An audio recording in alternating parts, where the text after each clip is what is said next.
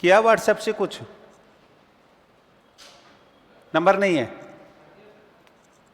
आया तो कुछ है ही नहीं यार।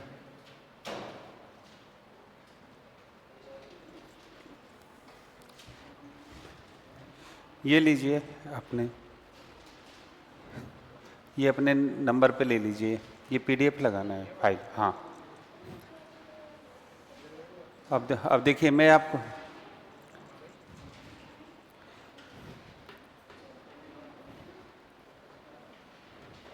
ये लीजिए।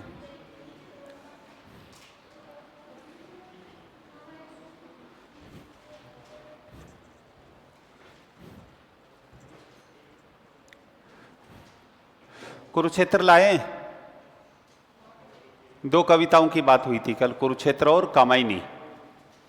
कई स्टूडेंट न्यू आए हैं आज। अभी एडमिशन लिया है क्या आप लोगों ने?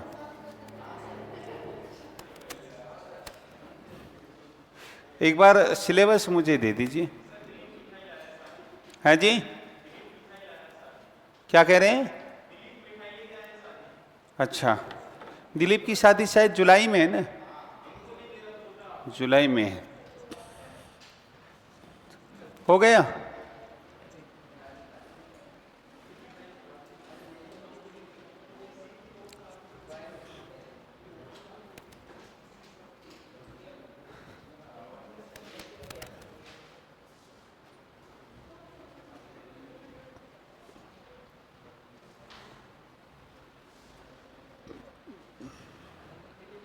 क्या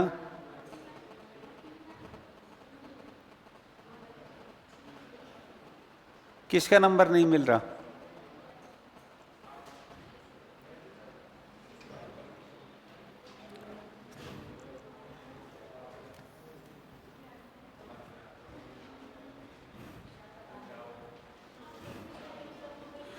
ये कुरुक्षेत्र पढ़ेंगे।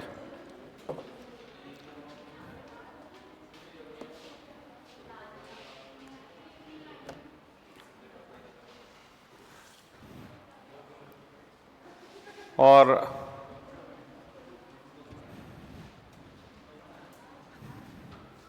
आ गया।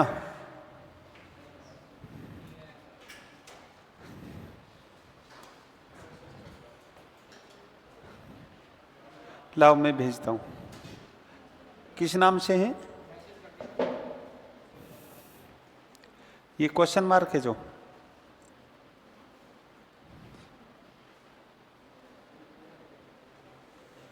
एक बार दोबारा करो मैसेज, में भेजता हूं।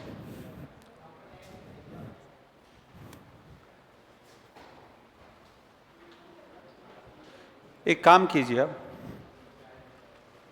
थोड़ा सा यहां जाइए दरवाजे के बाहर। ये लो, इसको ऐसे ही कर लेना सीधा, ठीक है? बाकी मैसेज मत पढ़ना है ना।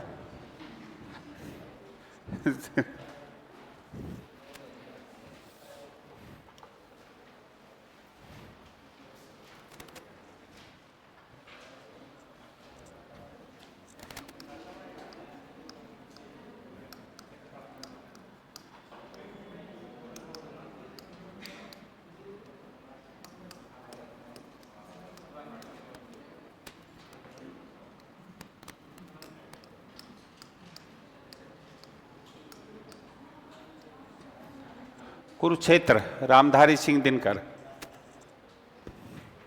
कितने सर्ग हैं इसमें? कुल एक लगा रखा है आपके।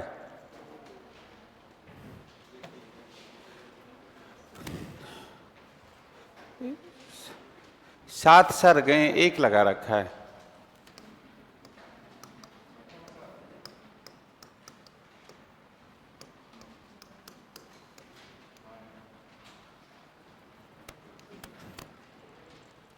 आ गया।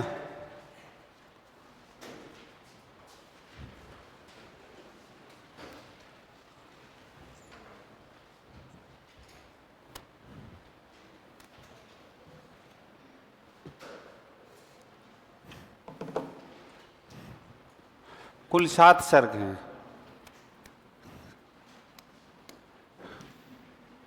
प्रथम सर्ग लगा रखा है आपके।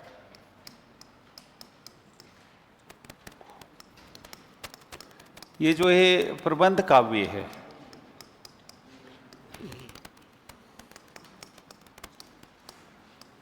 उन्नीस सौ 40 ईस्वी में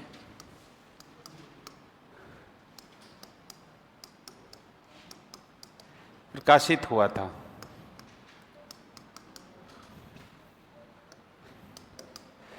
देखिए जो है कई बार ऐसा ही सवाल आ जाता है कि कुरुक्षेत्र कब प्रकाशित हुआ था।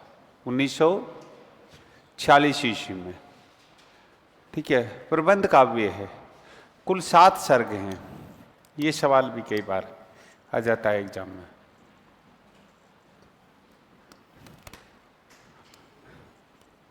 चलें बातचीत करें। आप लोग लाए नहीं? लेकर तो आए, कल कहा था ने, सभी लेकर आए। आपके पास है कुरुक्षेत्र पूरा? दिखाओ एक बार।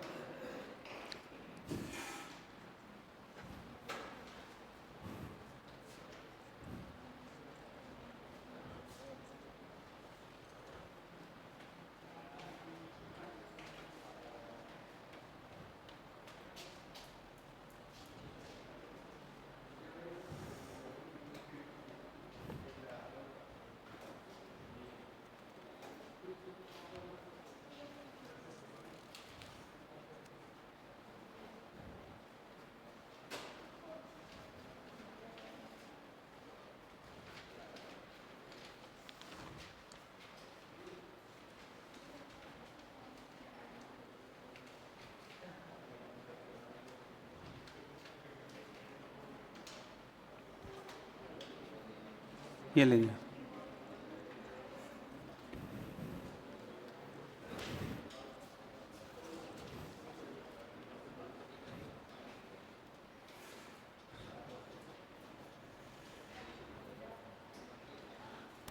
लगा दे उसको।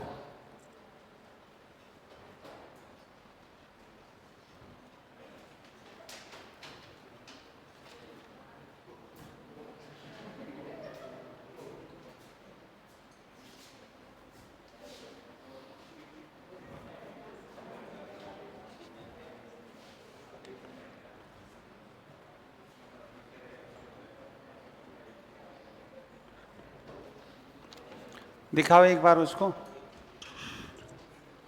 मुझे कुछ पद कम लग रहे हैं इसमें, आप वाला है जो।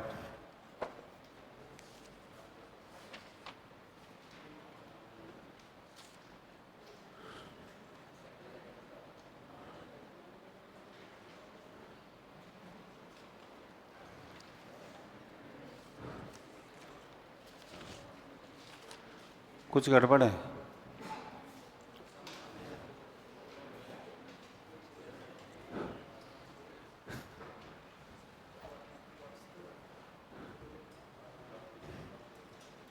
ठीक है, इसको पढ़ेंगे। कुरुक्षेत्र, रामधारी सिंह दिनकर।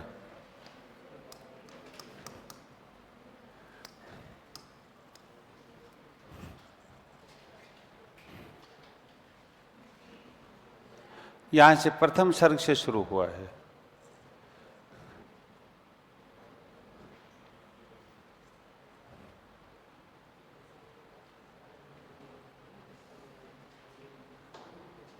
बस थोड़ा सा है, हो गया कंप्लीट।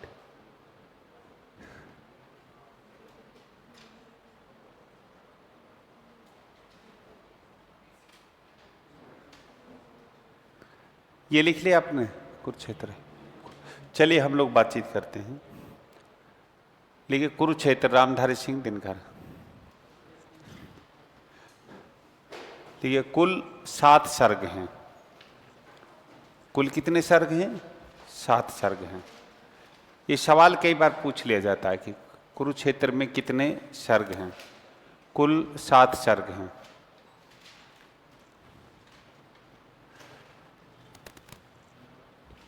कुल 7 सर्ग हैं।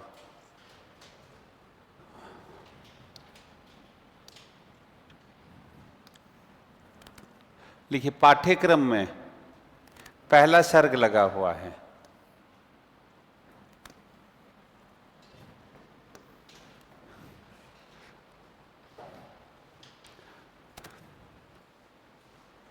पहला सर्ग लगा हुआ है।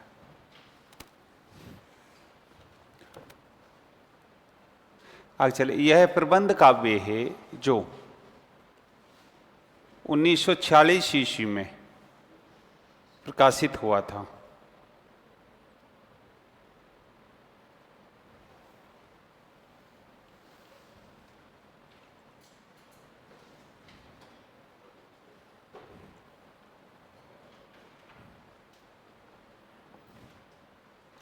उन्नीस सौ 46 ईस्वी में प्रकाशित हुआ था। आगे चले। यह प्रबंध काव्य युद्ध की समस्या पर आधारित है।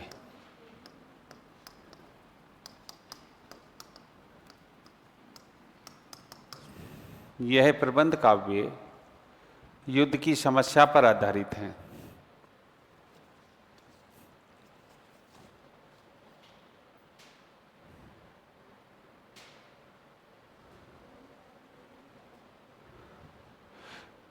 समस्या पर आधारित है। आगे चले। 1943 ईस्वी से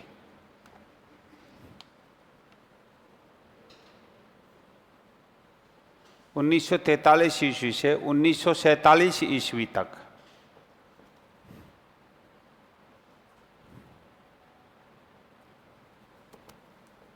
रामधारी सिंह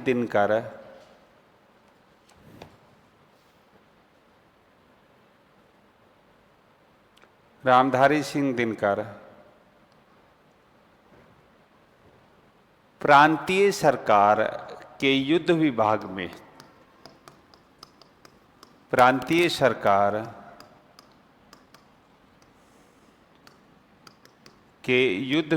में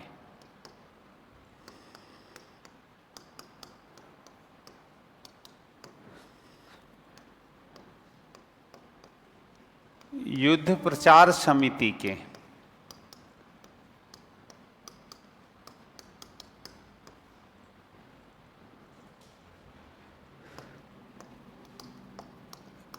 सदस्य रहे थे।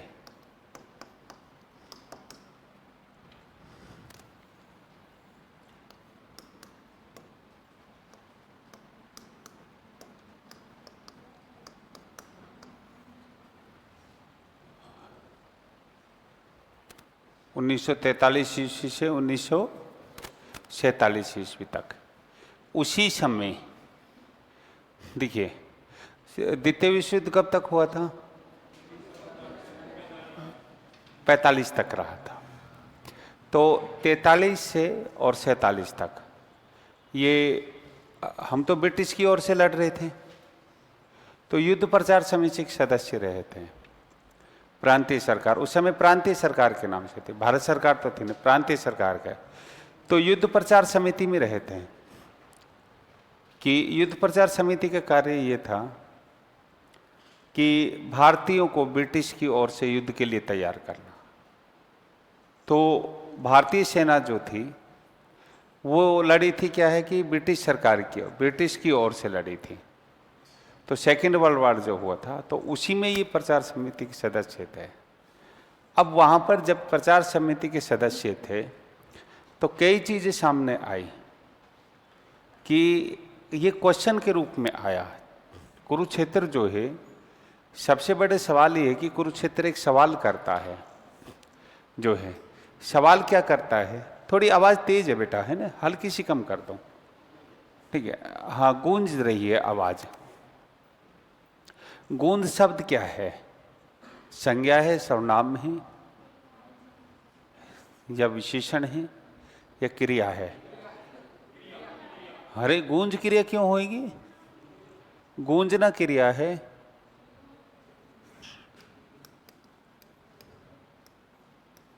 गूंजना क्रिया है।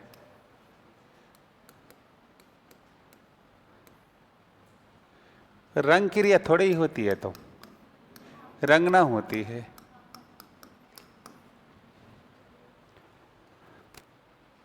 होल गूंज रहा है क्रिया है, विशेषण थोड़ी ही था, भाववाचक संज्ञा है। इसमें से भी आया था एक सेकंड ग्रेड में, संज्ञा पूछी थी। इसमें अभी इसमें पद में आएगा, द्विविधा शब्द आएगा एक इसमें कुरुक्षेत्र में। तो द्विविधा में पूछा था कि कौन सी संज्ञा है, भाववाचक संज्ञा, द्विविधा शब्द है, ये पूछा था सेकंड ग्रेड में, शिक्षक सेकंड ग्रेड में है। मुझे मैसेज करके पूछता है ना, ये मैसेज करके पूछता है। चुनाव जो देखिए, अरे कोई भी वो होता है, जैसे खेल है, खेल है, खेल में कौन सी संज्ञा हो गई,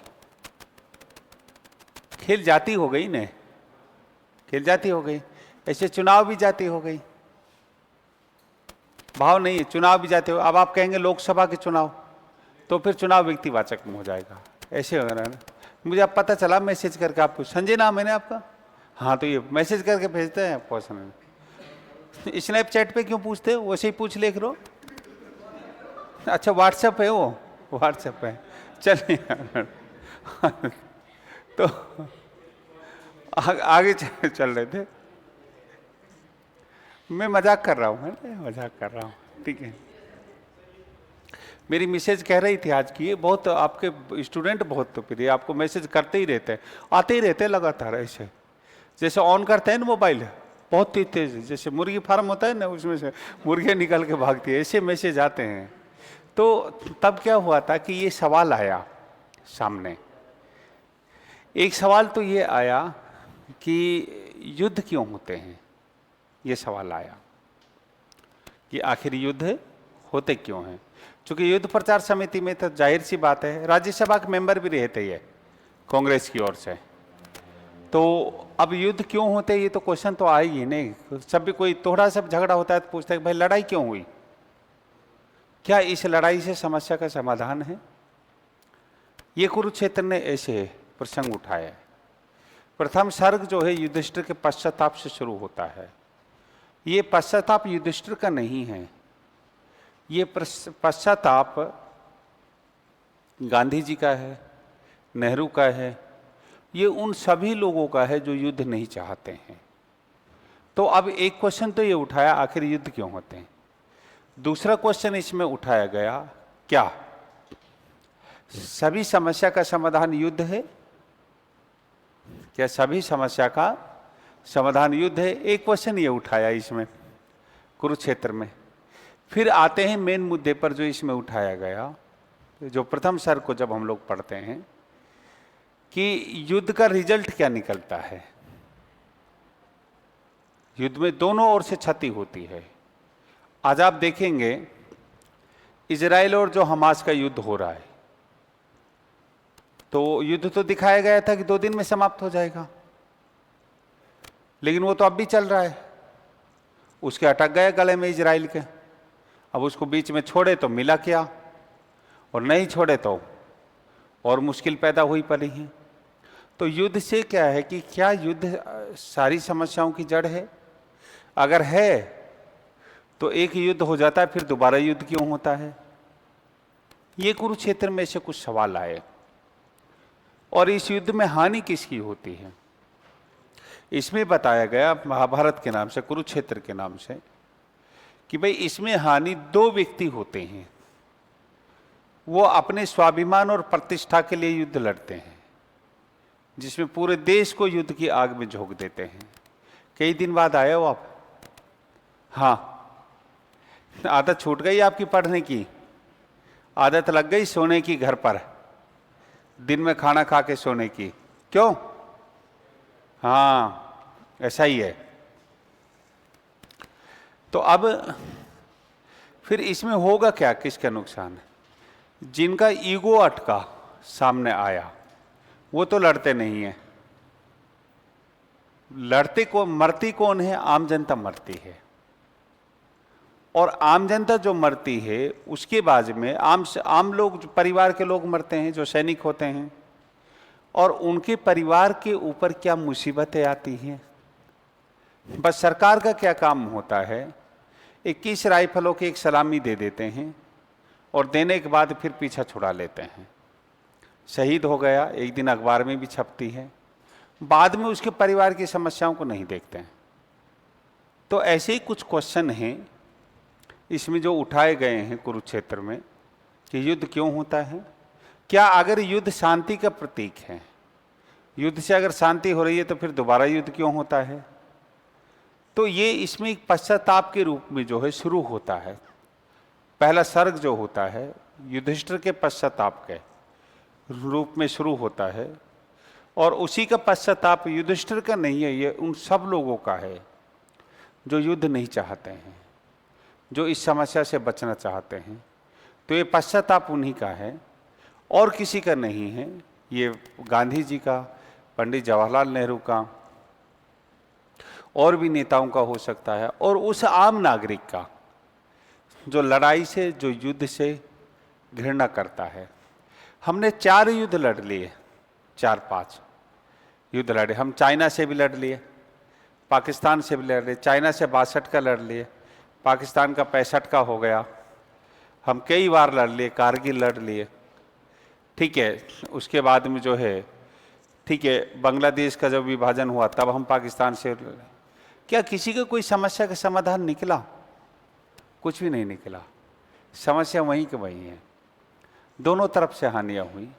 और सबसे बड़ी हानि होती है, इंसान जाता है इसमें, ठीक है। जवान जो होता है, यूथ जो होता है, वो तो मर जाता है।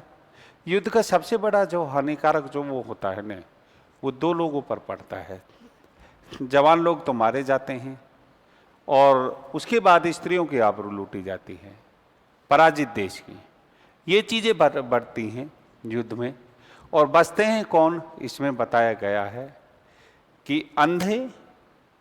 अंधे से मतलब वो लोग जो आंख बंद करके बैठे रहते हैं, जो भी आया उसके साथ समझौता कर लिया, जो भी दुश्मन आया उसी के क्या है कि चिलम भरने लग गया। ये तो वो बचते हैं, या बुजुर्ग लोग बचते हैं जिनका कुछ बच का नहीं होता है।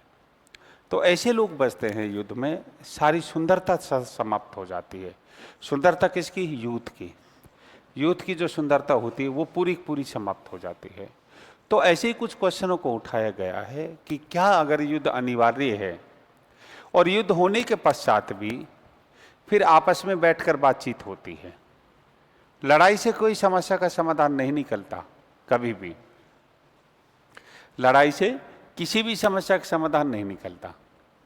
तो इसलिए क्या है कि बस ऐसे ही इनको प्रसंगों को उठाया है, और वहाँ द्रौपदी को वो बनाया है कि ये जो युद्ध होता है इसमें समाधान देने की बात की गई है कि युद्ध में जो है ये 2 व्यक्तियों की एक ईर्ष्या होती है, एक ईगो होता है, स्वाभिमान होता है।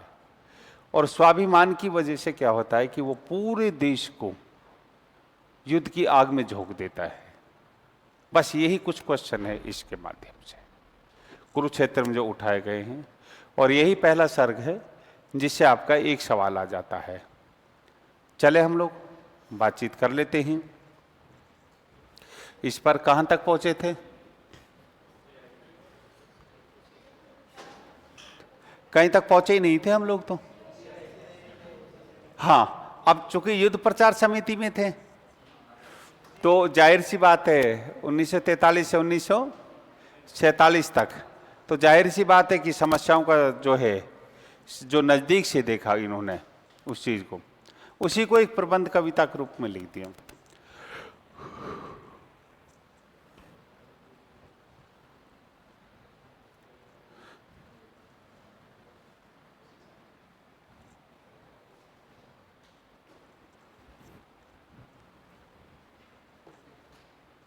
आगे चले कुरुक्षेत्र में। हाँ, इसी को आगे बढ़ाना है। कुरुक्षेत्र, हाँ जी, ये तो लिख लिया था ना प्रचार समिति का, ठीक है। कुरुक्षेत्र में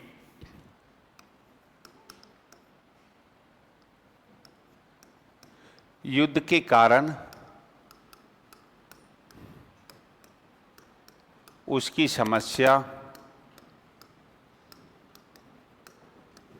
और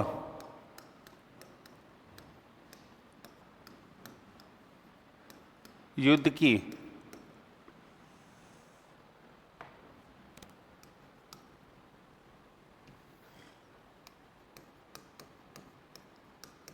अनिवार्यता पर,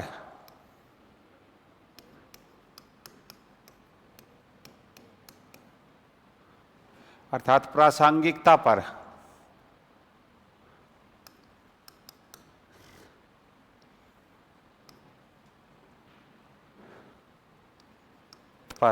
सवाल उठाए गए हैं।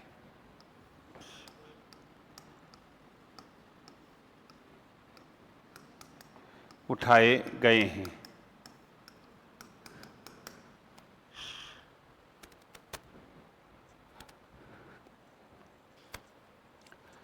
आगे चले, युद्ध के मूल कारण में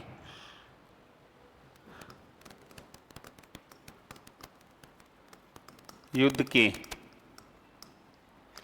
मूल कारणों में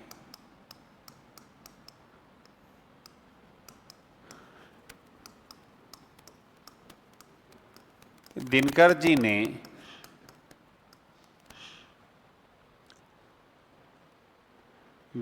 ने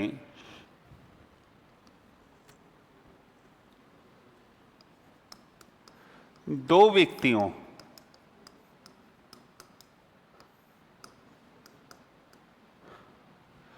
व्यक्तियों के स्वाभिमान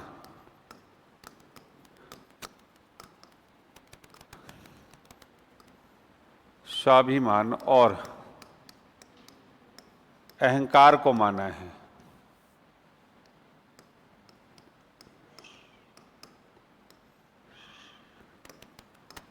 अहंकार को माना है।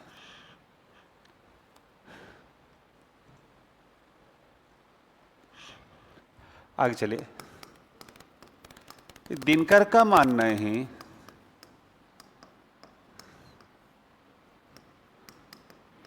युद्ध किसी समस्या का समाधान नहीं है। युद्ध किसी समस्या का समाधान नहीं है।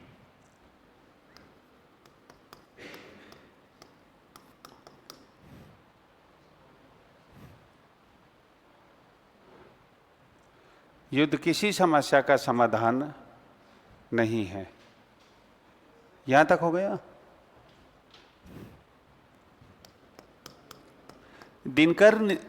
आगे चले, दिनकर ने कुरुक्षेत्र के प्रथम सर्ग में ही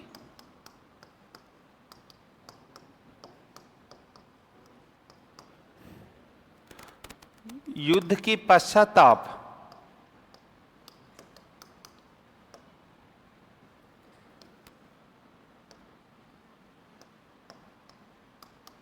अर्थात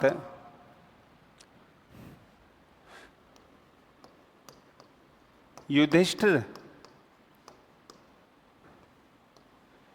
के पश्चाताप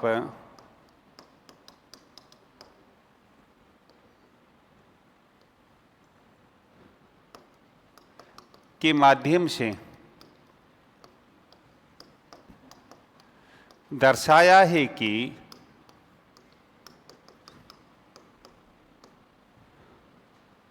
यह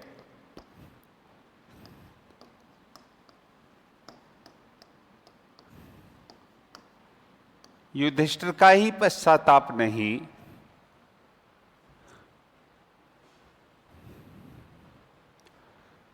यह युधिष्ठिर का ही पश्चाताप नहीं,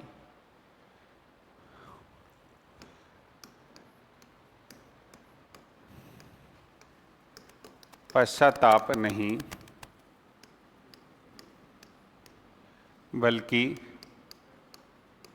गांधी, नेहरू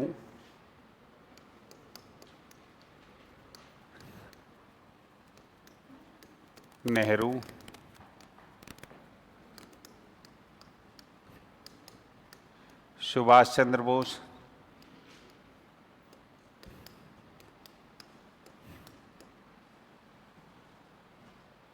उन सभी नेताओं का है, उन सभी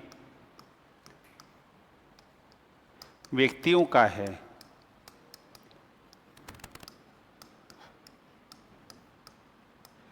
जो युद्ध के विरुद्ध होते हैं,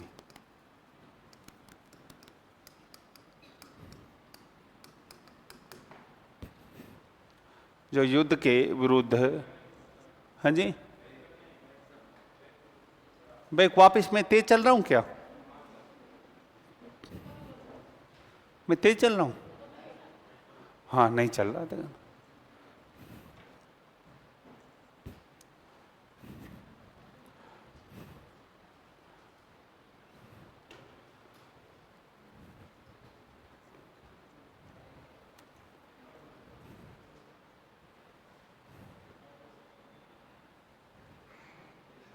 उसको मत देखो अभी, थोड़ी देर।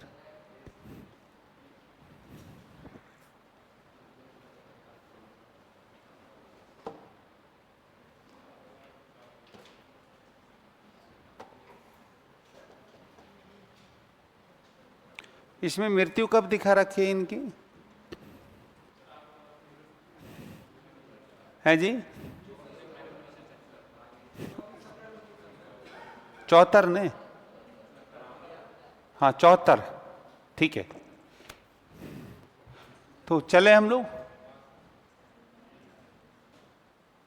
सभी व्यक्तियों का है जो युद्ध विरुद्ध होते हैं। ये जो पहला सर्ग है ना, जहां से शुरुआत होती है, तो इसमें युधिष्ठिर के पश्चाताप से शुरू होता है।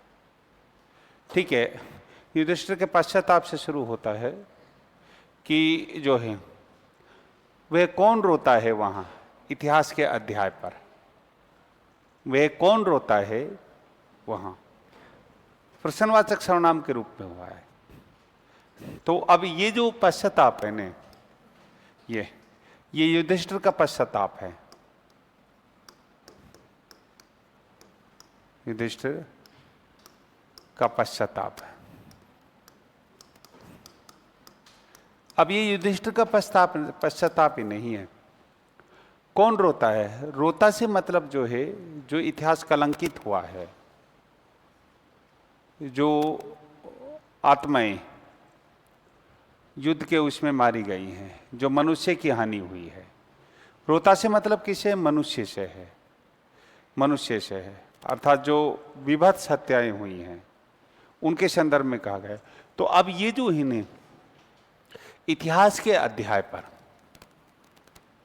इतिहास से मतलब ये है जितने भी आज तक युद्ध हुए, जितने भी अभी तक युद्ध हुए हैं, युद्ध हुए हैं, ठीक है, उससे लिया गया है। अब यहां देखिए, जो है हम लोग बात कर रहे थे कि सभी व्यक्तियों का है जो युद्ध के विरुद्ध होते हैं। ठीक है, चलते हैं वापिस हम लोग। जो है वह कौन रोता है वहां, सर्वनाम कौन सा है इसमें? कौन से मतलब यहां पर क्या है? हाँ देखिए, कौन से मतलब क्या है यहां पर? वह कौन रोता है। कौन से मतलब यह है कि जो युद्ध में आहत हुए हैं, जो युद्ध में आहत हैं, आहत हैं, उनके लिए जो है वहां, वहां से मतलब बीता हुआ इतिहास के रूप में, इतिहास के अध्याय पर। अब इतिहास जो शब्द है ये तो संबंध है, ये तो कौन सा है? संबंध कारक है। अध्याय मतलब अतीत,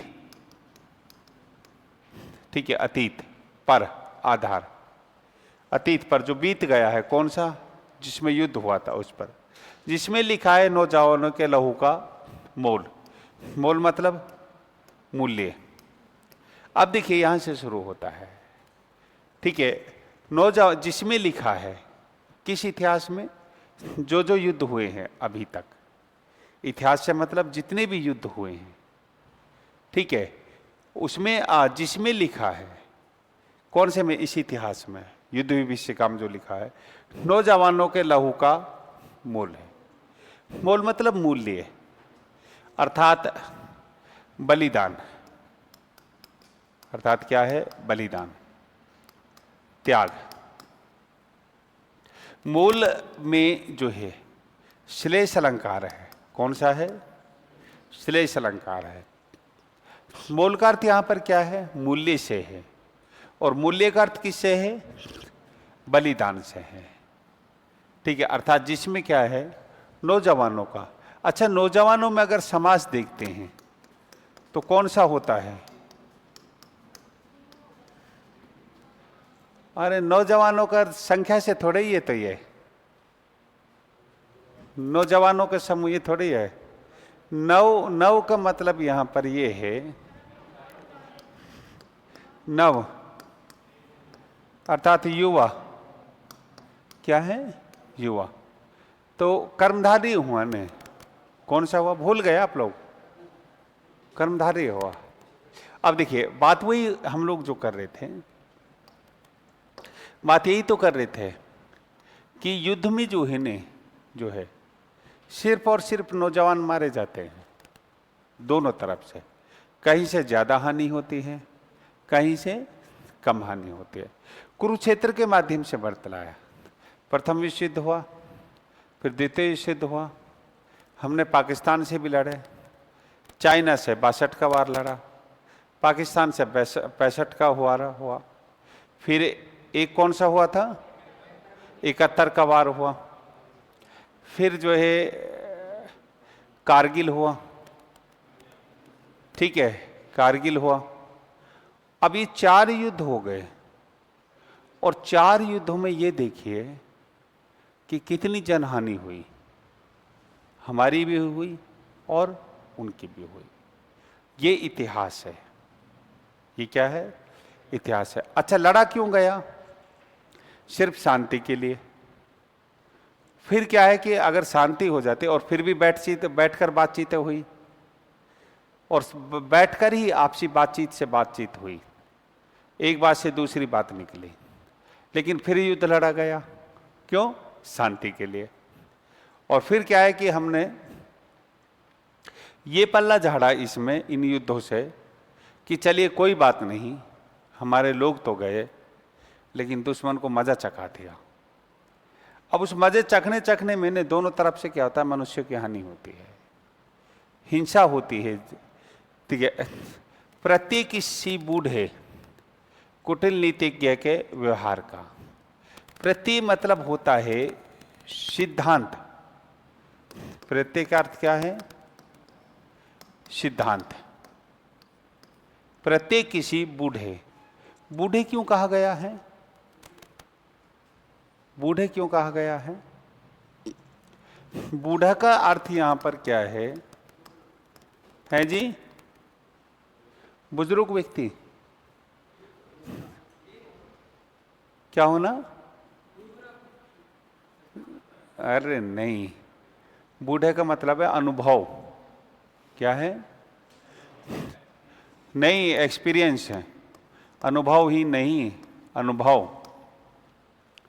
ठीक है, अब देखिए यहीं से क्वेश्चन मार्क है कि प्रत्येक किसी बूढ़े कि जिस व्यक्ति को अनुभव है। क्या है? अनुभव है। कुटिल नीतिज्ञ, वो कैसा है? कुटिल, कुटिल नीतिज्ञ। समास कौन सा है कुटिल नीतिज्ञ में? ठीक है, नीति शब्द है। ठीक है, क्या है? नीति शब्द है। नीति शब्द में ठीक है प्रत्यय लगा हुआ है। ठीक है, नीति का मतलब है नैतिकता, अर्थात नैतिक नियम, नैतिक नियम। यहां पर एक शब्द है ज्ञ, इसका अर्थ है जानकार, अर्थात ज्ञान। ज्ञान, जो नीति के जानकार हैं।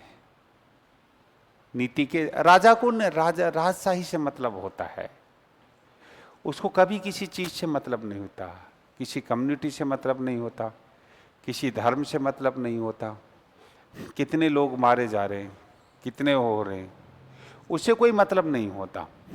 और खासकर हमारे देश में तो आप ही देखिए, हमारे 45 शहीद जो है सैनिक शहीद हुए थे। ठीक है, दूसरा देश तो युद्ध छेड़ देता। हम 45 से 47 सैनिक खोकर बैठे हैं जम्मू कश्मीर में, एक साथ बम ब्लास्ट हुआ था।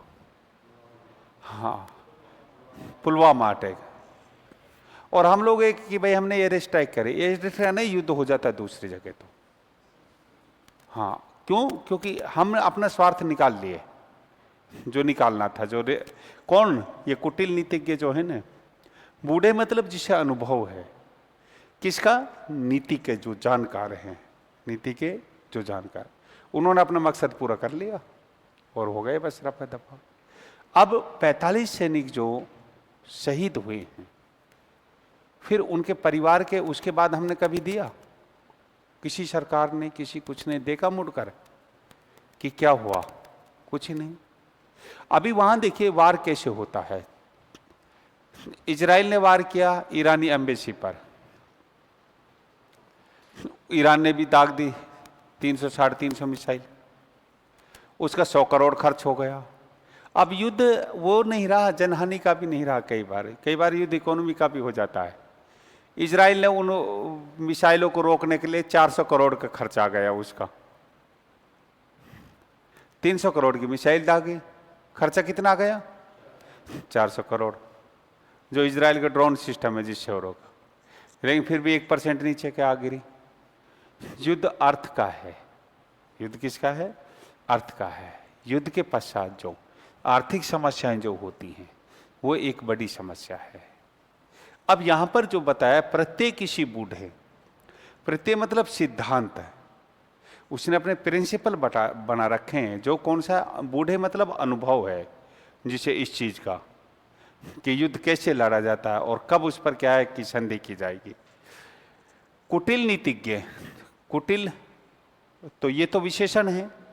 नीतिज्ञ नीति के जानकार हैं जो के व्यवहार, व्यवहार का मतलब क्या होता है? हैं जी? नहीं, व्यवहार नहीं है ये, वाक्य। क्या है? वाक्य, वचन, शब्द। इसका अर्थ क्या है?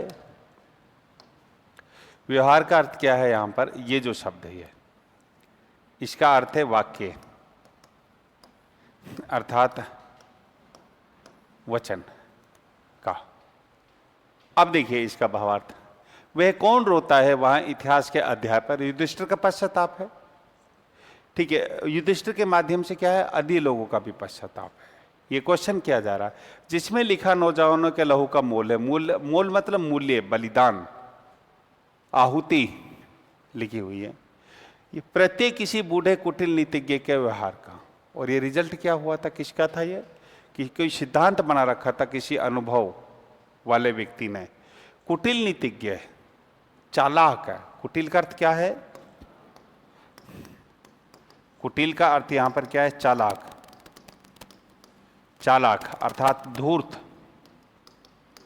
क्या है? धूर्त, चालाक, धूर्त। श्लेष अलंकार है ना। नीतिज्ञ, नीति के जानकार है। ऐसे धूर्त व्यक्ति का, जो नीति के जानकार के व्यवहार का मतलब वचन, शब्द है। अर्थात जो धूर्त है, जो चालाक है, जो अनुभव है, जिसने प्रिंसिपल बना रखे हैं, उसी के शब्दों का ये परिणाम हुआ है। उसी के वाक्य का क्या है? ये परिणाम हुआ है युद्ध की विजय का। जिसका हृदय उतना मनेल जितना कि शीर्ष वलक्ष है। वलक्ष कहते हैं हाथी, हाथी का दांत होता है ना। ठीक है, हाथी का दांत सफेद, हाथी के दांत जितना सफेद। शीर्ष वलक्ष का अर्थ क्या होता है? हाथी के दांत जितना सफेद। ये तो मामला ही गड़बड़ हो गया हमारे, तो सारा चला गया वो।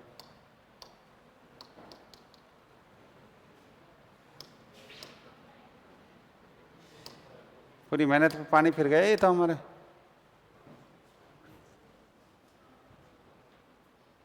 रामधारी सिंह दिनकर जी दोबारा से पढ़ाएंगे। नाराज हो गए कि नेता वेता ये सारे?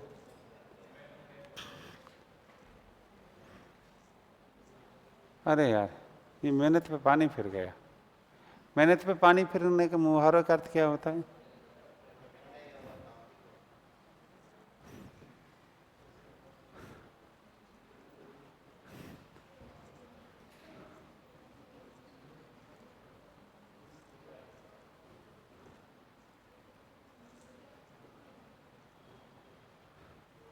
अब पढ़ेंगे कहाँ से?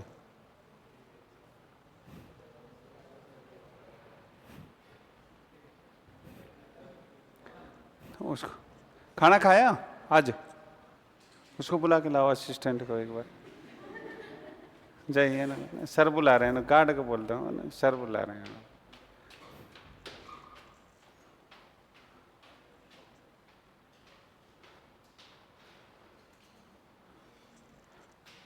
ये मिसाइल वगैरह गिर गई कहीं ऐसा?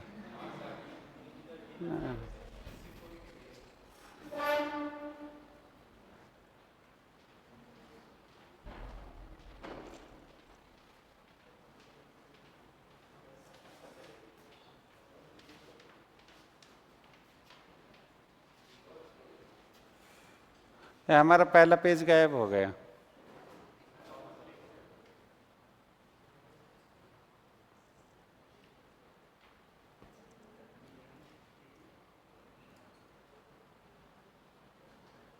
कितने साल केस रखे थे खुले द्रौपदी ने? 13 बरस। मैं पढ़ा रहा था मोतीलाल नेहरू कॉलेज में, कहा 13 बरस खुले रखे थे। तो एक लड़की खड़ी खड़ी हुई कि सर मैं बताऊं क्यों रखे थे खुले? तो हाँ, मैंने बताइए। नुकसान तब तक तो क्या होता है कि वो स्टाइल में थे, फिर सफ़ेद हो गए 13 साल बाद, फिर बांध लिए।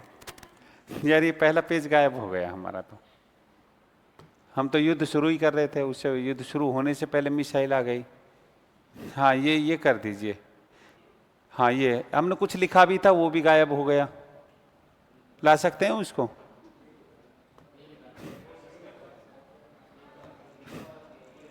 लिखा हुआ तो यही है, लेकिन वो गायब हो गया इसमें से, इसका पद गायब हो गया। एक बार लगाइए इसका पद, जल्दी लगाइए, टाइम वेस्ट हो रहा है। अब वो बच्चों को पीडीएफ जाती है ना। भूत प्रेत वाला मामला है। भूतनी प्रेतनी का भी हो सकता है, दोनों हो सकते हैं ना, ऐसा क्या था? भूत देखा है नहीं देखा है?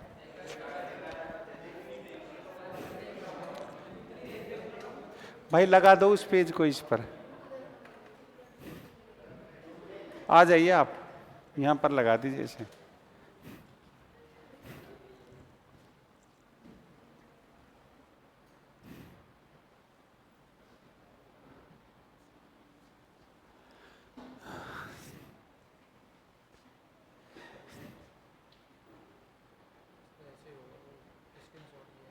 नहीं, उसी को लगा दो ना, उसी को जो पहले लगा हुआ है। अरे इन्हें हटा नहीं है, देखिए नहीं है, हटाइए इसके, वहाँ लिखा हुआ है ना रामधारी सिंह दिनकर, इस पर। बाकी तो है। हाँ हाँ, ये तो नहीं है, ये तो पहला पेज गायब हो गया इसका। नहीं, ये नहीं आता ना, ये तो लास्ट हो गया।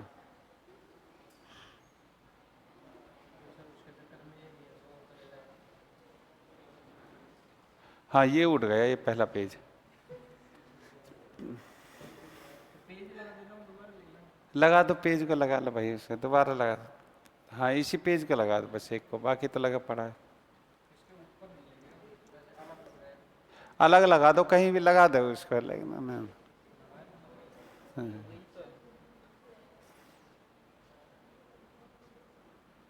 इसमें आपका व्हाट्सएप खुल गया? अब व्हाट्सएप खुल गया आपका इसमें?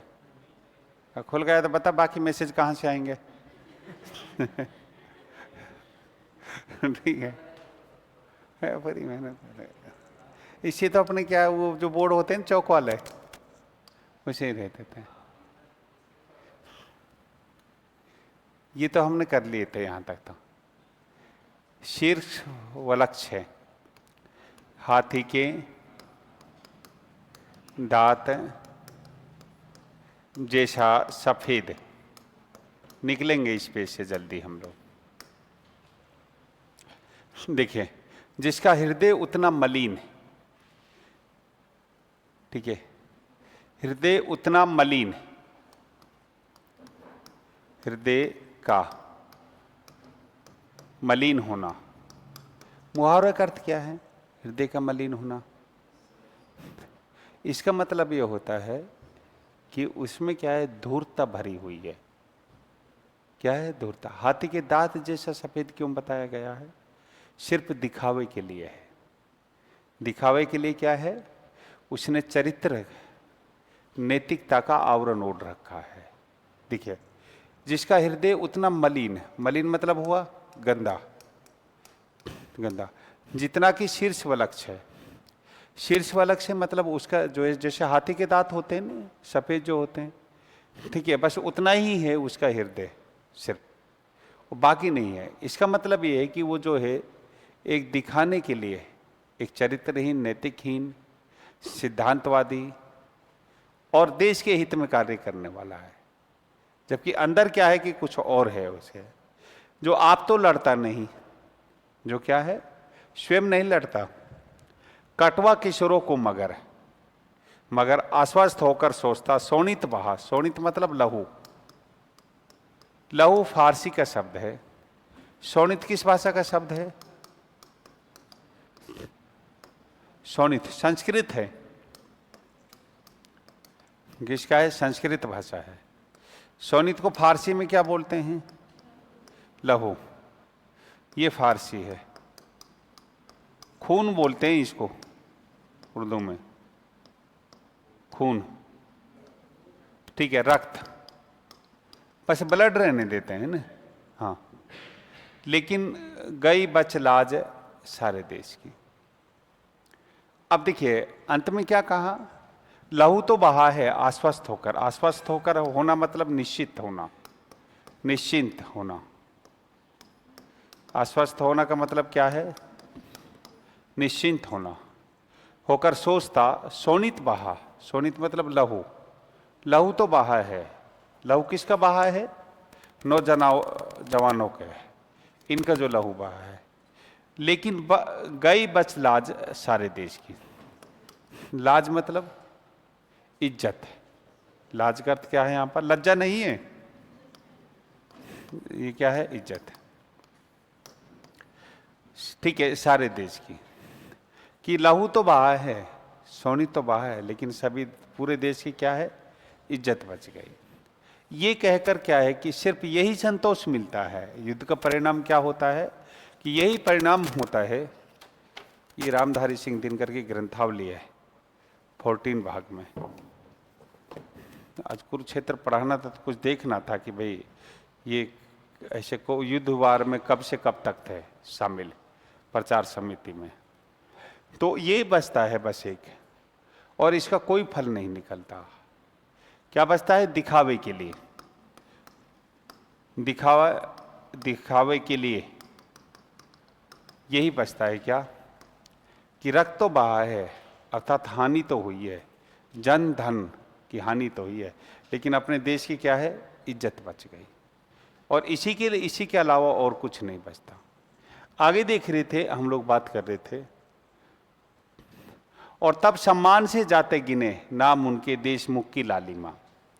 हे बची जिनके लुटे सिंदूर से देश की इज्जत बचाने के लिए, यह चढ़ा जिनने दिए निज लाल है, ईश जाने देश का लज्जा विषय।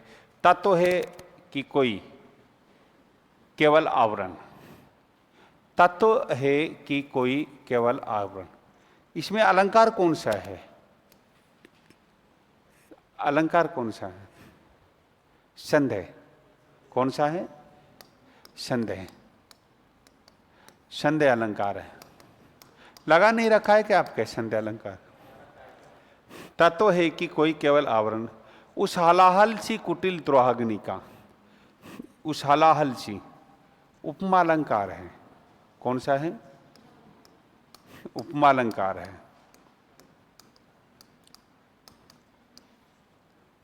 जो जलती आ रही चिरकाल से, चिरकाल मतलब अनंत काल, अनंत काल अर्थात इतिहास, इतिहास।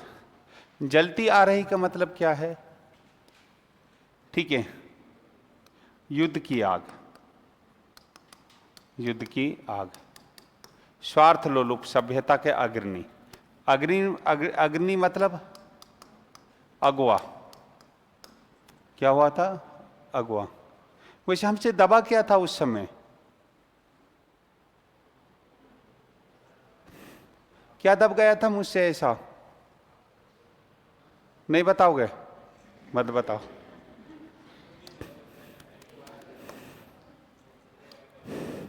और तब सम्मान से गिने जाते हैं। और तब में क्या है? कालवाचक है। कौन सा है? कालवाचक है, से गिने जाते हैं। नाम उनके, किसके? जिन्होंने बलिदान दिया है। ठीक है, शहीदों के। ठीक है, किनके नाम गिने जाते हैं? शहीदों के। सम्मान से नाम गिने जाते हैं, सम्मानित करते हैं ना, सम्मान। शहीद किस भाषा का शब्द है? शहीद किस भाषा का शब्द है? नहीं, शहीद अरबी भाषा का शब्द है, अरबी भाषा का शब्द है शहीद। स्वार्थ लोलुप सभ्यता के अग्नि, हाँ। चढ़ा जिनने दिए निजलाल है। निजलाल से मतलब क्या है? अपने बेटों से है।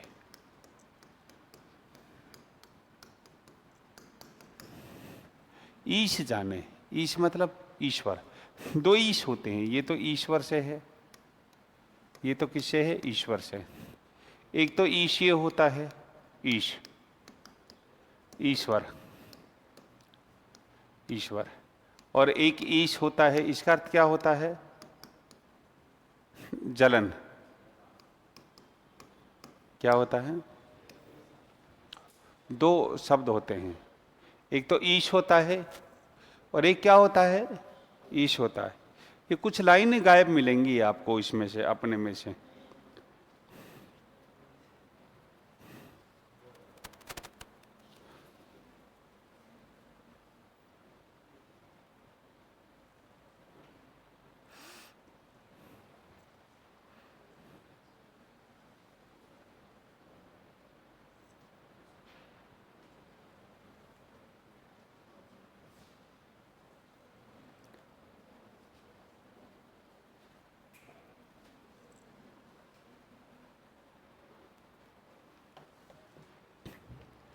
ठीक है, चलते हैं वापस। ईश मतलब ईश्वर जाने।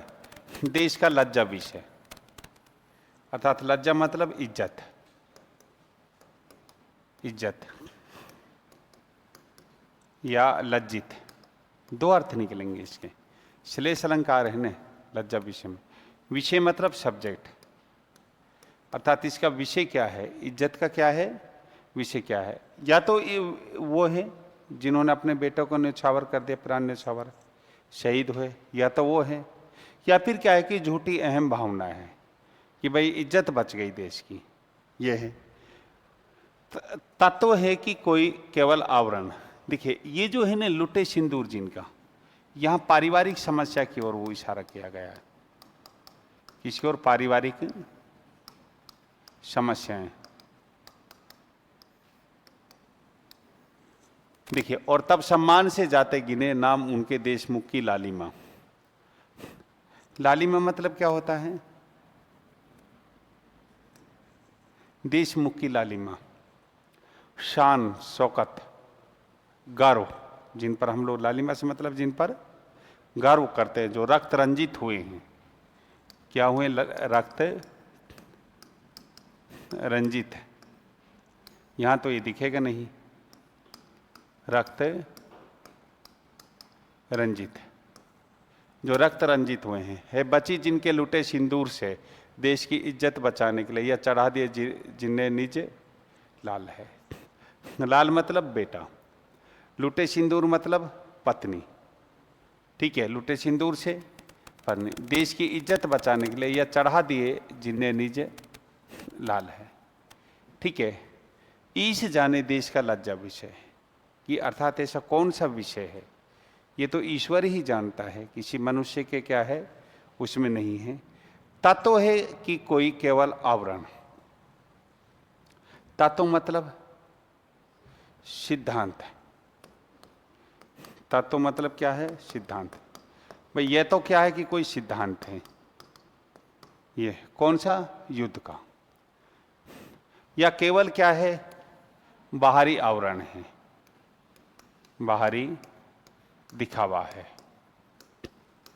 आवरण का मतलब क्या हो गया, दिखावा, या तो बाहरी दिखावा है या क्या है, कोई सिद्धांत है।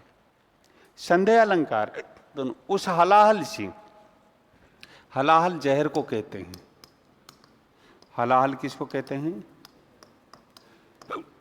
जहर को कहते हैं। हलाहल सी, हलाहल उपमान है, क्या है, उपमान है। उस हलाहल सी कुटिल द्रोहाग्नि, द्रोहाग्नि का मतलब क्या है यहां पर,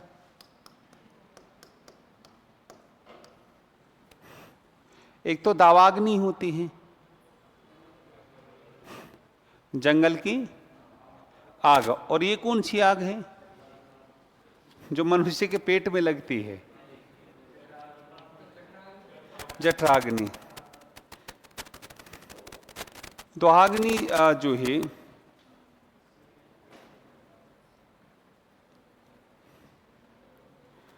द्रोहाग्नि शब्द है यार, ये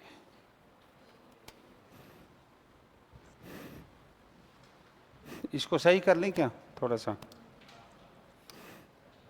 ये जो शब्द है ये सही कर लेना आप लोग वहां पर ना, ये द्रोहाग्नि है, क्या है, द्रोहाग्नि। कुटिल दुष्ट, कुटिल का क्या अर्थ हो गया,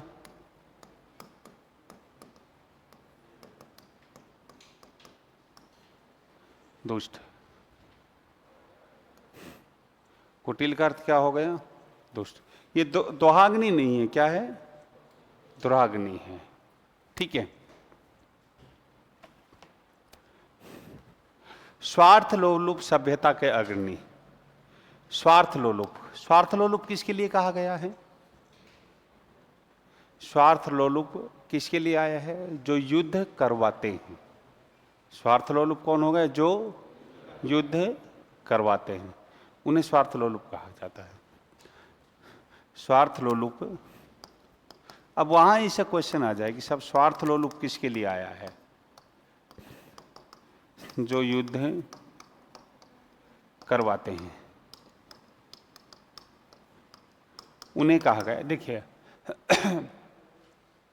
उस हलाहल सी, कुटिल, कुटिल मतलब दुष्ट, द्वाग्नि दावाग्नि, द्वाग्नि का मतलब क्या हो गया, दावाग्नि का। इसमें अलंकार कौन सा है, इसमें उस हलाहल सी कुटिल दोहाग्नि का कौन सा, उपमा, उपमा में कौन सा है,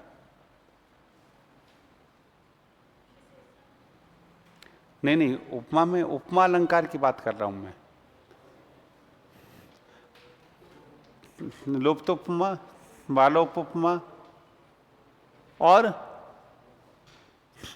पूर्ण उपमा। भाई कैसे, देखिए उस हलाहल, हलाहल तो उपमान हो गया, शी वाचक शब्द हो गया,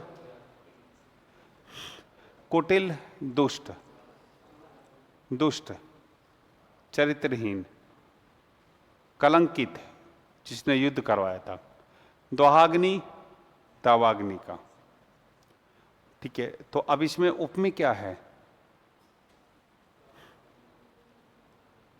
भाई उस हलाहल सी, उस तो हलाहल के लिए आया है, उस शी वाचक शब्द हो गया, कुटिल विशेषण है, दुष्ट, दोहाग्नि ये भी उपमान है, ये भी क्या है, उपमान है, तो उपमेय नहीं है इसमें। लेकिन ये मालोप उपमा है। दो उपमान लाए गए हैं। जो मनुष्य के अंदर द्वेष की जो अग्नि लगी हुई है, हृदय में जो द्वेष की अग्नि अर्थात दुश्मनी की जो आग लगी हुई है, वो कैसी है? जहर के समान है और दुष्ट दावाग्नि के समान है, जो जलती आ रही चिरकाल से। चिरकाल मतलब लंबे समय। चिरकाल में श्लेष अलंकार है। चिरकाल अनंत। चिरकाल मतलब इतिहास। चिरकाल के दो अर्थ हुए यहां पर, एक तो अनंत हुआ और एक क्या हुआ? इतिहास। इतिहास स्वार्थ लोलुप सभ्यता के अग्रणी। स्वार्थ लोलुप किसको कहा गया है? जो युद्ध कराते हैं। सभ्यता के अग्रणी व्यंग्यार्थ है, व्यंजन शब्द शक्ति है। स्वार्थ लोलुप को क्या कहा गया था? सभ्यता के अग्रणी, अगवा कहा गया। क्यों कहा गया है? क्योंकि उन्होंने ही ये आग लगाई है युद्ध की। ठीक है, तो स्वार्थ लोलुप सभ्यता के अग्नि में शब्द शक्ति कौन सी है? व्यंजना। भूल गए होंगे व्यंजना तो आप लोग, ठीक है, नहीं भूले? नायकों के पेट में जठराग्नि सी। नायकों के पेट में जठराग्नि, इसको तो बता ही सकते हैं आप कौन सा अलंकार है? आप बताइए। भूल गए जोधपुर जाकर? मैंने कहा था जोधपुर मत जाओ, इसलिए तो नहीं जाता मैं भी जोधपुर। जोधपुर शहर से कितनी दूर है गांव? 50 किलोमीटर बस। उधर की साइड है या उधर की साइड है? पहले तो इसको बताओ। इसको नायकों के पेट में जठराग्नि सी कौन सा अलंकार है? भूल गए आप?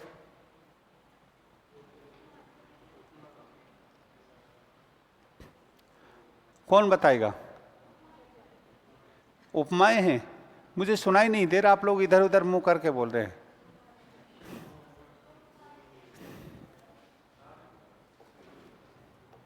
नहीं जी, उपमा ही है, लेकिन कौन सा उपमा है?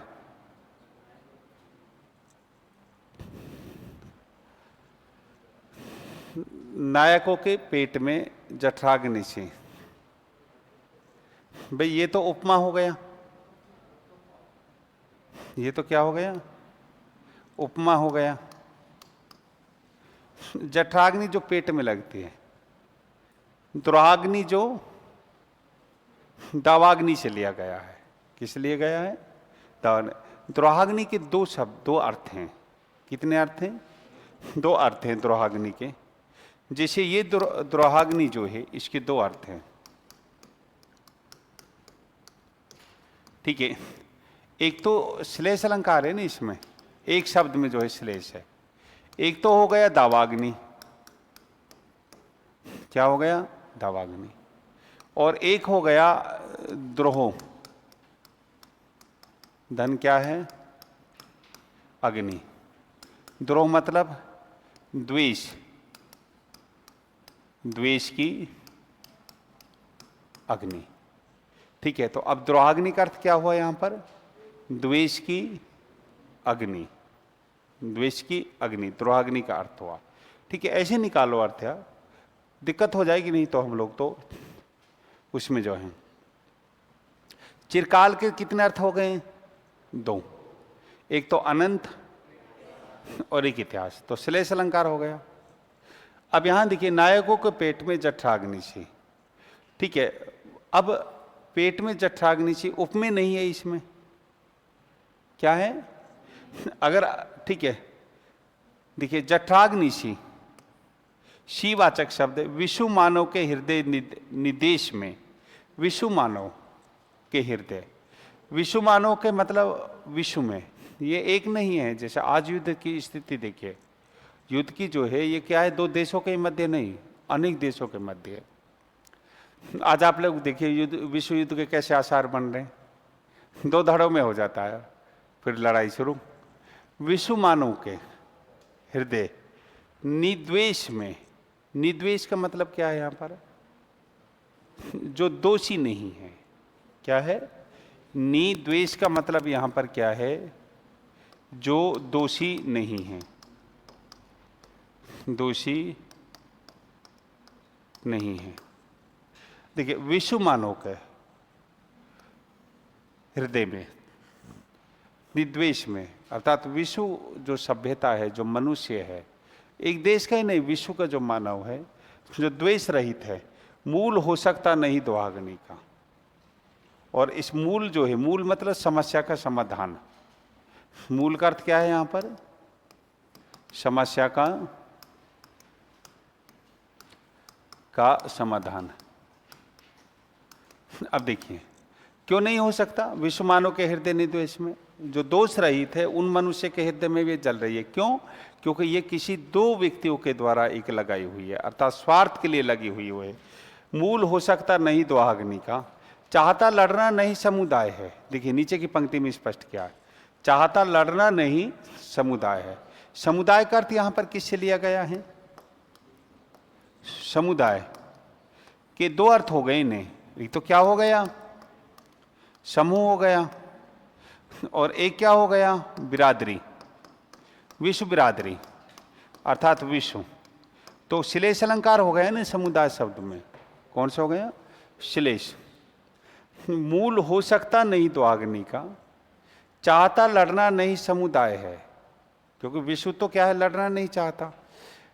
फैलती लपटे विषैली व्यक्तियों की सांसों से। ठीक है, फैलती लपटे विषैली। लपटे कैसी हैं?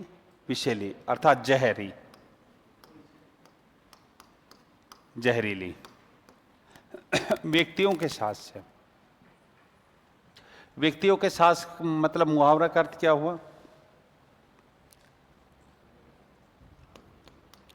व्यक्तियों की सांस।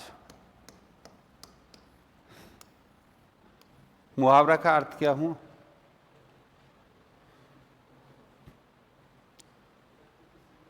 व्यक्तियों के साथ। अब सांस से तो लपटे फैलेंगी नहीं। इससे किसका है? किससे है मतलब? ईर्ष्या भाव, अर्थात जो कहा सुनी होती है भाषणों से। किससे? भाषणों से। ये लपटें किससे फैल रही हैं? भाषणों से।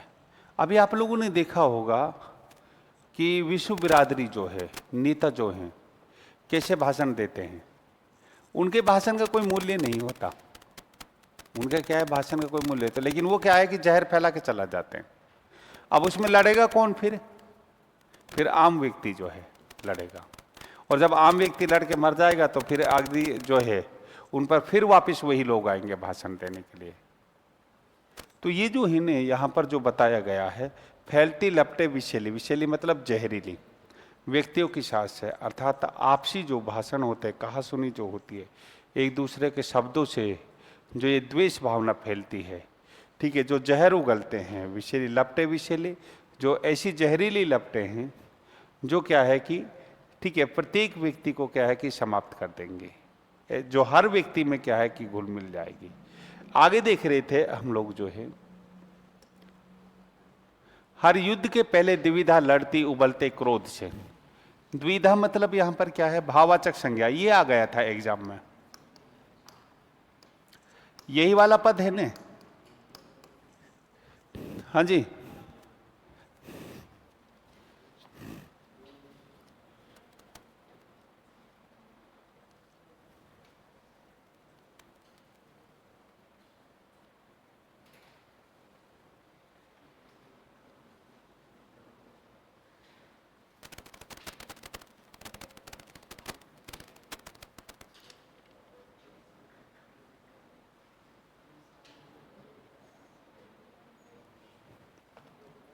यही है।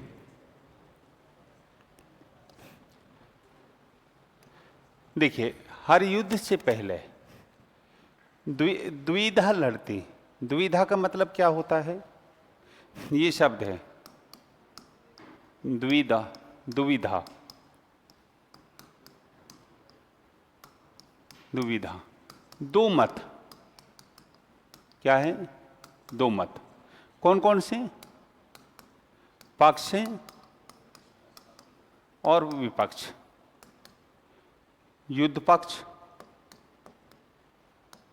क्या है, युद्ध के पक्ष में जो होते हैं, और युद्ध के विरोधी,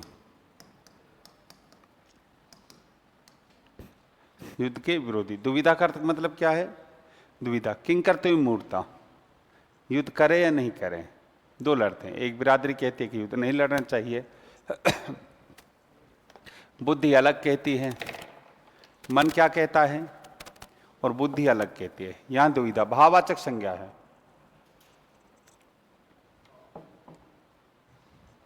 हर युद्ध के पहले मनुज है सोचता, लड़ती उबलते क्रोध से।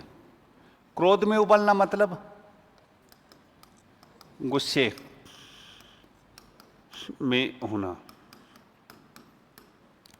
अर्थात मनुष्य दुविधा में है। युद्ध के पहले क्या है, दुविधा है, लड़ते हैं। पक्ष विपक्ष, दो मत, दो सिद्धांत। दुविधा का मतलब क्या है, दो सिद्धांत लड़ते हैं। कौन कौन से सिद्धांत, एक तो कौन सा हो गया, हिंसा का, और एक सिद्धांत कौन सा हो गया, अहिंसा का। दो सिद्धांत लड़ते हैं, हिंसा और अहिंसा का। हर युद्ध के पहले मनुज है सोचता, मनुज मतलब मनुष्य, जातिवाचक संज्ञा है। मनुज मतलब मनुष्य जाति, सोचता। क्या शास्त्र ही उपचार एक अमोघ है। शास्त्र मतलब शास्त्र, शास्त्र का मतलब क्या होता है, अस्त्र शस्त्र, जो हाथ से पकड़कर चलाया जाता है, काटना। अमोघ का अर्थ यहां पर क्या है, सफल। अमोघ का अर्थ क्या है यहां पर, सफल। जब क्वेश्चन पूछा जाए कि भाई अमोघ का अर्थ क्या है, यहां पर किसे लिया गया है, सफल। अब देखिए, हर युद्ध के पहले, हर युद्ध में कौन सा है, अविभाव समास है। कौन सा, अविभाव समास है। हर का मतलब क्या है यहां पर, प्रत्येक युद्ध। प्रत्येक युद्ध के पहले मनुज ही सोचता, क्या शस्त्र ही उपचार एक अमोघ है। क्या युद्ध जो है, हथियार, शस्त्र से मतलब हथियार, क्या हथियार ही एक क्या है कि सफल उपचार है इसका। किसके लिए, शांति के लिए, मनुष्य के लिए। क्या इसके अलावा कोई उपचार नहीं है। अन्याय का, अपकर्ष का, विष का। अन्याय बिना न्याय, बिना न्याय, युद्ध न्याय नहीं करता है। अपकर्ष मलिन, अर्थात निम्न, गिरा हुआ। क्या है, गिरा हुआ। विष जहर, विष जहर। अब देखिए, अन्याय का, अपकर्ष का, विष का। गरल में द्रोह का लड़ना उसे पड़ता मगर, और जीतने के बाद भी। गरल में, विश्व में, गरल जहर। गरल किसको कहते हैं, में, जहर में मिला हुआ, जहर में मिला हुआ। जहर में मिला हुआ क्या है, ठीक है, जहर में क्या मिला हुआ है, उसकी मतलब सोच कैसी हो गई है, जैसे कि जहर में मिली हुई हो।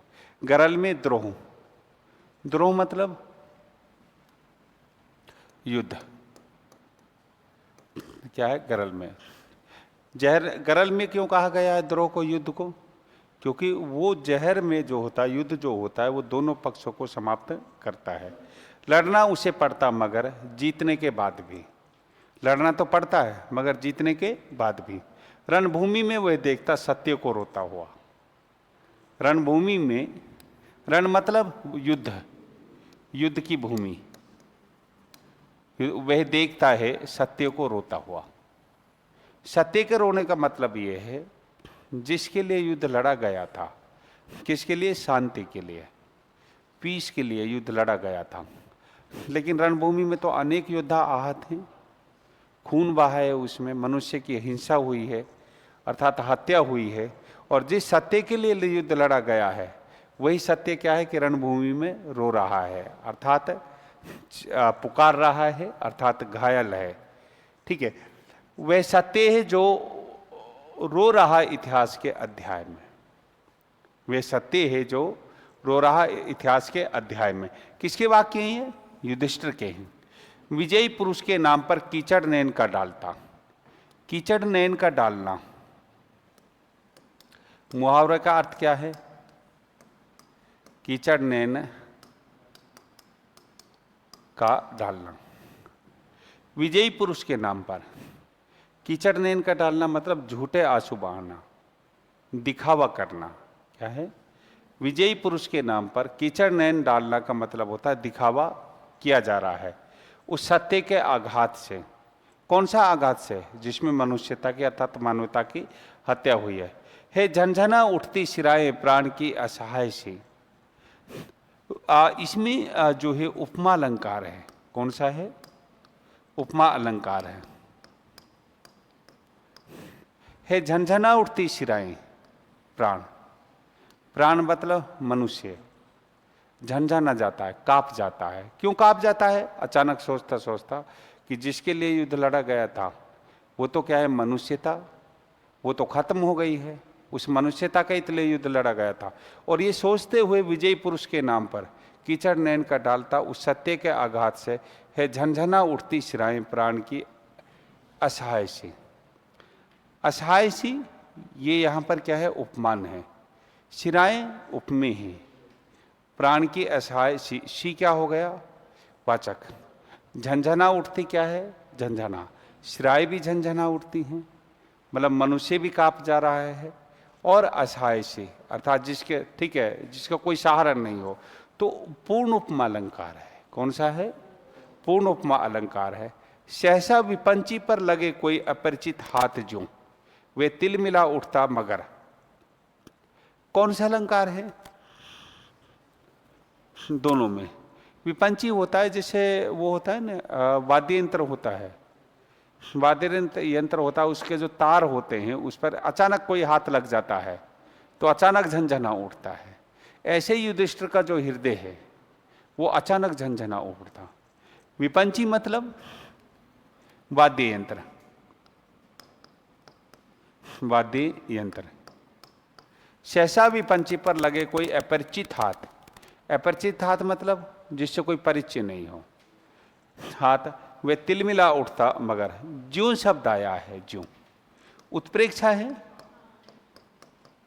क्या है? उत्प्रेक्षा है। संभावना किसकी की गई है? विपंची की। वह तिलमिला उठता मगर। तिलमिला उठना का मतलब क्या होता है? विचलित हो जाना। क्या हो जाता है ये? विचलित हो जाना, विचलित हो जाना। देखिए गद्य की भाषा है, कोई गूढ़ अर्थ नहीं है, गद्य की भाषा है। हाँ अब समझ गया मैं, जो हुआ था वो यहाँ मेरी कोहनी लगी थी, ठीक है। गद्य की भाषा है, कोई गूढ़ अर्थ नहीं, एक सामान्य से सवाल उठाए गए हैं युद्ध के माध्यम से अर्थात कुरुक्षेत्र के माध्यम से।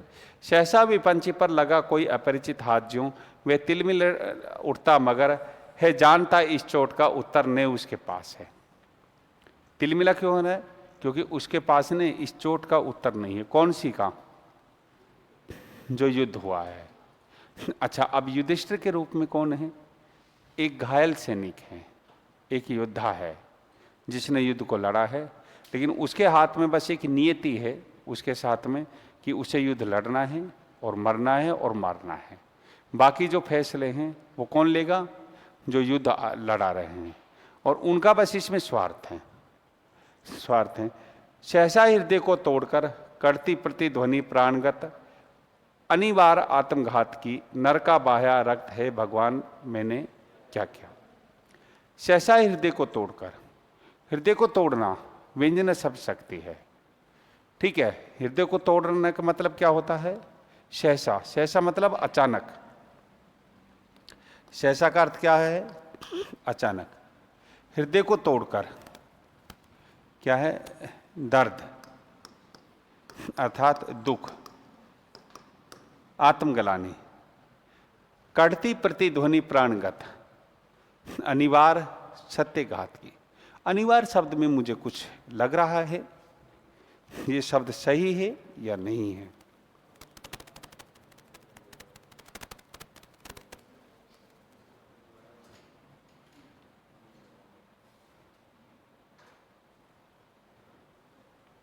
कीचड़ नेन कर डालने का मतलब क्या है? दिखावे का आंसू है ना, झूठ का आंसू होता है ना।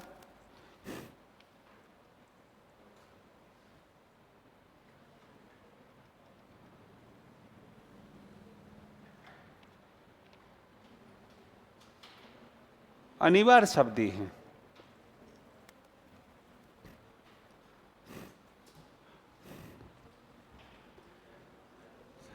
कहां तक देखिए, कर्ती प्रतिध्वनि प्राणगत अनिवार्य।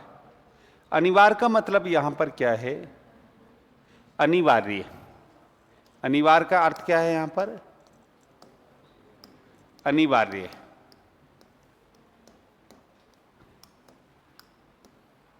अनिवार्य। अनिवार्य कैसा? जिसे टाला नहीं जा सके। ठीक है, हाँ अनिवार्य है। अनिवार्य का मतलब क्या है? अनिवार्य, कंपलसरी। कंपलसरी। कड़ती प्रतिध्वनि प्राणगत। ठीक है, कड़ती का मतलब है कुड़ती अर्थात कराहती। प्रतिध्वनि प्राणगत, प्राणों से निकलती हुई। प्राणगत मतलब प्राणों के साथ निकलती हुई। अनिवार्य है सत्य घात की। सत्य आघात अर्थात सत्य पर जो आघात हुआ है उसकी। नर का बहाया रक्त है भगवान मैंने क्या क्या, कि मनुष्य का ही क्या है, मनुष्य ने रक्त बहाया है और ये भगवान मैंने क्या क्या। ये पश्चाताप है युद्ध के बाद। हर उसका व्यक्ति का जो क्या है कि युद्ध नहीं लड़ना चाहता है। ठीक है, अब यहां देखिए, झंझना उठती सिराए प्राण। यहां सिराए का मतलब यहां पर किससे है? नसें। नस होती है ना, नसें प्राण की असहाय सी। असहाय मतलब निशाय। ठीक है, वह तिलमिला उठता मगर है जानता इस चोट का उत्तर ने उसके पास है। सहसा हृदय को तोड़कर, हृदय को तोड़कर मतलब आघात, दर्द, एक दुख, पीड़ा। करती प्रतिध्वनि प्राणगत अनिवार्य सत्यघात की। करती मतलब कुर्ती, प्रतिध्वनि ठीक है दुख के अनुसार। प्राणगत मतलब प्राणों के साथ जो है। अनिवार्य जिसे टाला नहीं जा सकता। टाला किसे नहीं जा सकता? युद्ध को नहीं डाला। सत्य आघात की। नर का बहाया रक्त है भगवान मैंने क्या क्या। मैंने मनुष्य का क्या है कि रक्त बहाया है, हे भगवान मैंने क्या क्या। ये पश्चाताप है युधिष्ठिर का। अगली जो है पंक्ति से हम लोग जो है, लेकिन मनुज के प्राण, इसको यहीं तक रहने देते हैं, दोबारा फिर पढ़ेंगे ब्रेक देकर। कौन सी नहीं आई पूछ लो। कड़ती, कड़ती का मतलब है कुड़ती, निकलती। प्रतिध्वनि, ध्वनि के अनुसार अर्थात कराहट के अनुसार। प्राणगत, प्राणों की। किसकी? प्राणगत मतलब प्राणों की। अनिवार्य, जिसे टाला नहीं जा सकता है। किसको? उस दुख को। सत्यघात की, सत्य का जो आघात लगा है। सत्य का आघात क्या है? नर का जो खून बहाया है।